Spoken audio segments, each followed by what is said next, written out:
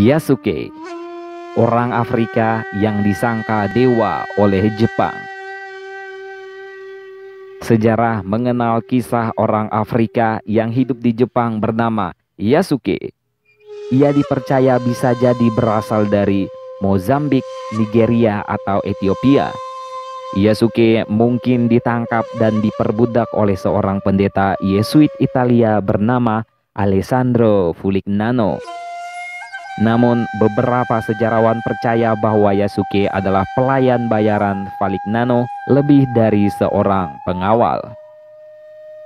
Pada tahun 1579, Fulignano bergabung dengan sekelompok misionaris yang berangkat dalam pelayaran ke Jepang.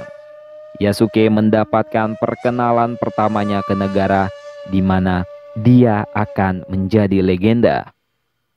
Kebanyakan orang di Jepang saat itu belum pernah melihat orang Afrika sebelumnya. Jadi ketika Yasuke tiba di negara itu, mereka yang melihat percaya bahwa dia adalah perwujudan dari Diakokuten, dewa Jepang yang digambarkan sebagai iblis penjaga dengan kulit coklat tua. Ketika dia dipersembahkan kepada Oda Nobunaga, panglima perang dan shogun terkuat di Jepang, Oda percaya dia bertemu dengan iblis penjaga secara langsung. Dia mencoba menggosok warna kulit Yasuke, mengira itu pasti cat pewarna. Tetapi setelah Yasuke terbukti sebagai manusia yang jujur dengan warna kulit yang berbeda, Oda mengadakan pesta besar untuknya. Penduduk datang berbondong-bondong melihatnya. Setelah itu Oda dan Yasuke mengembangkan persahabatan yang dalam. Yasuke menghibur shogun dengan cerita tentang asalnya di Afrika dan melakukan perjalanan melalui India.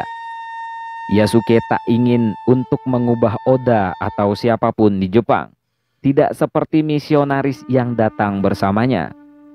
Yasuke berkembang menjadi pria yang kuat. Dalam setahun, Yasuke telah naik pangkat untuk menjadi seorang samurai. Selama tahun itu, Yasuke juga menjadi fasih berbahasa Jepang. Oda sangat mempercayai Yasuke dan bahkan Oda tidak mempercayai beberapa anak buahnya sendiri. Dalam satu percakapan penting, Oda dikatakan telah meminta bantuan khusus kepada Yasuke untuk memenggal kepalanya dan menyerahkan kepala dan pedangnya kepada putranya. Benar saja, Oda segera dikhianati oleh salah satu jenderal lamanya, Akechi Mitsuhide, yang menjebaknya di sebuah ruangan istananya sebelum membakar bangunan itu. Saat api semakin dekat, Oda mengeluarkan isi perutnya dalam ritual seppuku.